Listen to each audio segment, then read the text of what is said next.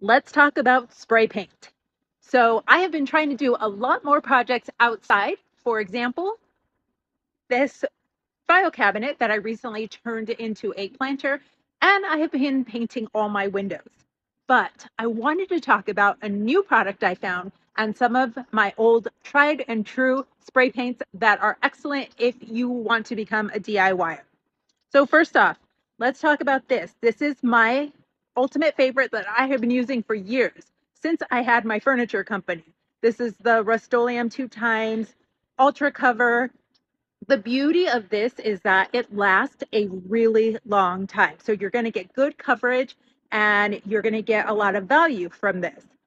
The bad thing is you do get drips. So unless you have a steady hand and do light coats, it's going to be a little harder. So I would recommend to use this if you have experience with spray painting and you're a professional spray painter.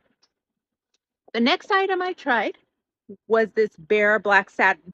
Now, the reason I tried this is because I saw a creator on TikTok using it and it looked awesome. But when I tried it, I wasn't so thrilled. See, it's much more expensive than this one, and they're pretty comparable. I actually think this one has a little bit better coverage. So if I had to choose between the two, it'd definitely be the Rust-Oleum. But then, y'all, I found a new product. So I was in Home Depot, ready to buy my Rust-Oleum, and the Glidden rep was there, and he asked me to try this one. Now, of course, I had to pay for it, but I thought, why not? Let me try it, see if it's comparable to this other one. Well, not only was it comparable, but there were 0 drips and it dried in 5 minutes. It's actually an excellent product. I recently painted a sliding glass door. It did take me 2 cans of this versus another sliding glass door that did 1 can with this.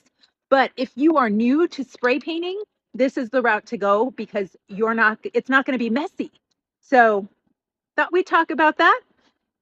I know a lot of you are wanting to become DIYers and just don't have the first thought of what it takes to paint and what products you should buy, but I thought this might help.